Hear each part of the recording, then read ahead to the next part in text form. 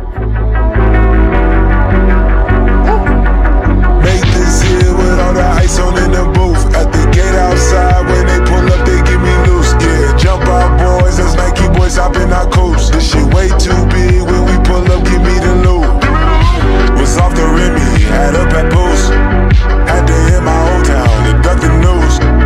2-4-hour lockdown. We made. Hello everyone, it's the Actal Shifter here, and I am back with the next Multiverse Wars episode number 55.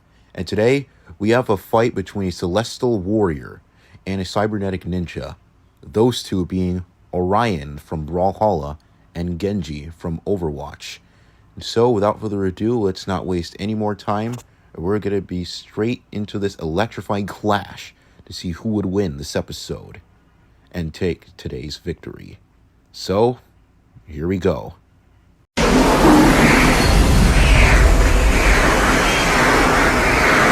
Watching from the doors of Valhalla, Bodivard, Cassidy, and the other legends saw a blazing trail smoke across the Asgardian sky. Behind the flary comet, a Valkyrie raced in pursuit, as though trying to stop the fireball as it plunged into the fields of Volkenhard in a gold of dirt and flame. The legends then watched as the Valkyries and emissaries and of Odin gathered around the smoking crater. Weeks later, the sons of Ivaldi, the same Dwarven smiths who had forged Odin's spear, quietly appeared in Asgard.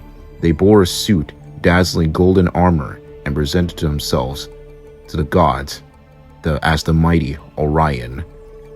And now, let's talk about his powers, abilities, and feats. Orion's attack quantity and strength is super impressive because he regularly fights with another character named Artemis, someone who was made to destroy Orion in every possible fashion and way, or at least do that anyways. But now, she was the same person who was strong enough to rip a cord from a star, which would require around 3,983.7,223 joules, which is around large star level. And this is also accounting for the fact that Artemis was fast enough that she traveled the universe and blitzed an entire space fleet in a second. This all comes back to Orion due to the fact that he can scale to her in many ways, mainly attack quantity and speed. And also, Orion's durability should fall under large star level as well, because due to the fact that he's comparable to other characters like the aforementioned Artemis, and he himself is very durable to the fact that he has he also has superhuman levels of stamina, as he can fight for a very long time in combat, and not to mention the fact that he is a really skilled hand-to-hand fighter, as he's been fighting for presumably thousands of years per se, because that's probably how old he is according to the Brawlhalla wiki I was looking at.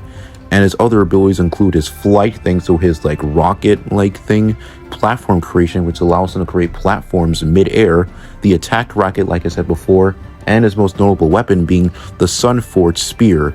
This weapon is super powerful, as this allows him to attack his opponents from decently far ranges and can attack them out of mid-air and even send them flying, proving that he is very powerful when it comes to weapons and skill.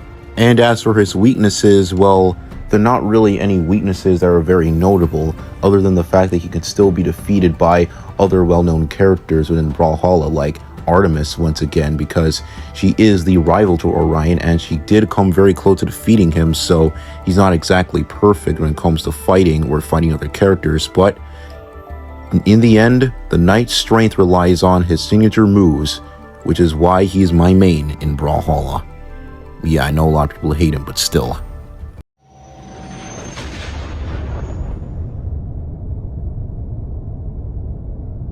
Genji is a cybernetic enhanced human whose life was saved by Overwatch. He was the youngest son of the clans, the Shinma clans, and he enjoyed a life of wealth and pleasure. He showed very little interest in his family's enlisted enterprises, and he spent as much time living the playboy lifestyle. Many in the clan resented his father for coddling and protecting the carefree Genji. His elder brother, named Hanzo, insisted that Genji step up in their late father's ultimately demise after his death. To Hanzo's surprise, Genji declined. It was a brutal encounter that left Genji on the brink of death. But however, It was later revealed that Overwatch and Dr. Angela rescued Genji, and Overwatch promised to restore Genji's body in order to return to his assistance to fight the Shindama clan. Seeing him as a potential ally, he went obviously the cybernetic enhancements to improve his natural speed, agility, and ninja abilities. Genji is now a living weapon, essentially a living weapon, set out to destroy his family's criminal enterprise. And eventually, Genji learned to accept his fate as he begun his view on his new augmented body as a gift. However, now we're here to talk about his powers, abilities, and feats.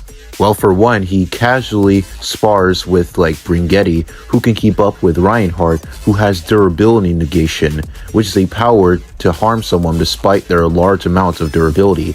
And Genji could scale to this, putting him at the large building level tier because other characters like that scale in that tier as well. As for speed, Genji is by far one of the fastest characters in the Overwatch series because he can reflect Widowmaker's bullets, which can move at around 640.555,984 meters per second, or hypersonic reaction and combat speeds. He can also take Hanzo's arrows, which can shoot fire, lightning, and sonic attacks through the arrows alone, and Genji is still able to survive being hit by them, prove that he can endure lots of pain thanks to his cybernetic enhancements, making him way more durable and making his endurance increase much higher.